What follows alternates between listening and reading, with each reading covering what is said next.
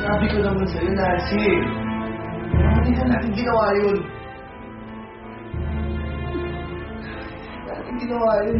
Mas mabuti ba hindi natin alam yung totoo eh. Pero wala pa rin naman nagbago, di ba? Tayo pa rin ang pamilya ni Natalie. Mahal pa rin naman natin siya kahit kanino pa siya siyang galing. Hindi man nabago ni Clarice ito. Yung nararamdaman ko para sa bata. Pero, pag nalaman niya yung resulta, pwede niya kunin si Natalie kahit kailan. Tayo pa yung nagbigay ng ebidensya para sa kanya. Jay. Huwag mong hayaan kunin ni Clarice si Natalie. Hindi ko alam kung gagawin ko pag nawala sa akin yung alam. Huwag mong pabayaan kunin ni Clarice si Natalie. Hindi ako papayag. Hindi ako papayag na kunin niya sa akin ang anak ko. Kunin niya sa atin ang lahat natin. May anak si Clarissa? Buhay? Oo, buhay. Di ba nga nakatira sa mga Gardamonte? Sa bahay nila, Nick. Teka, kilala mo ba yung Clarissa Recto? Hindi. Naging bali-balita lang dati na yun nga, narinig ko na nagkaroon daw ng anak niya pero namatay. Hindi ko kasi alam nabalitaan yun eh. Wala kasi akong pakialam dun sa babaeng yun. Gusto mo magpa-deliver na lang tayo pala. Kasi pinaalis ko yung mga maids eh. Hindi ako nakapagluto.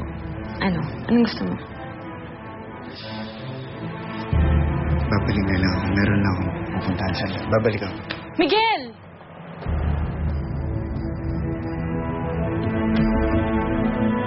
Clarissa, I have good news for you. Nag-match ang DNA niyo ni Natalie. Ikaw ang tunay niyang ina. Sige, I have to go. I'll call you later.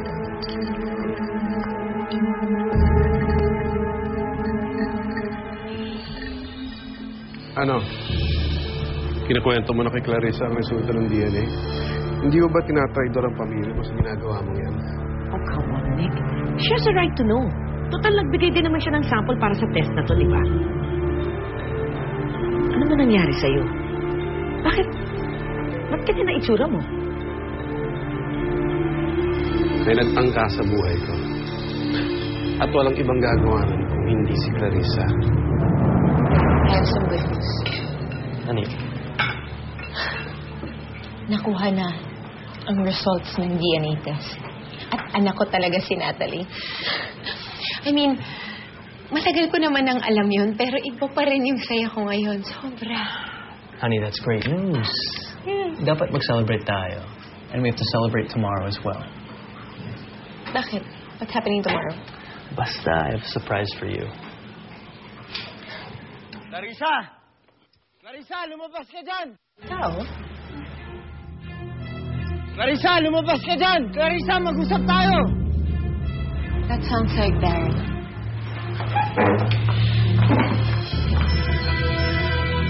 Ano ko ba naman, Nick?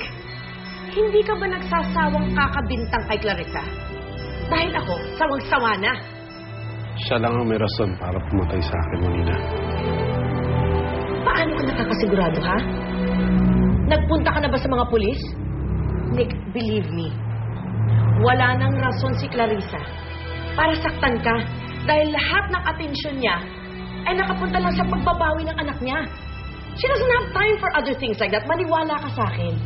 Nagbago na si Clarissa at hinding-hindi na magawang saktan ka. My God, Manina. Ako ang kapatid mo pero sa kanya ka magtitiwala? Ano, pinapaikot ka ba niya? Nagmumukha ka ng tanga. O sige, tanga na kung tanga, but I do believe her. Hindi niyo lang nakita yung nakikita ko. Kasi sarado mga isip niyo. Alam kong hindi ko na mababago ang pagtingin mo kay Clarissa. But I'm warning you, Nick. You stay away from Natalie. Wag na wag mo siyang idadamay dito.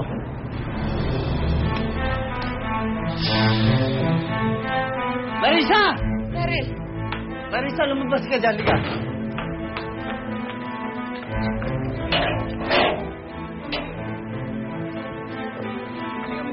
Pwede ba, Jerome, iwang muna kami ng asawa mo. Kailangan namin mag-usap. This is my house! That's my wife, huh? I have every right to be here! Teka lang. Jerome. Hayaan mo muna kami. Bilisan mo na, Clarissa. Liga, may tatanong siya. Clarissa, totoo bang patay ang anak natin?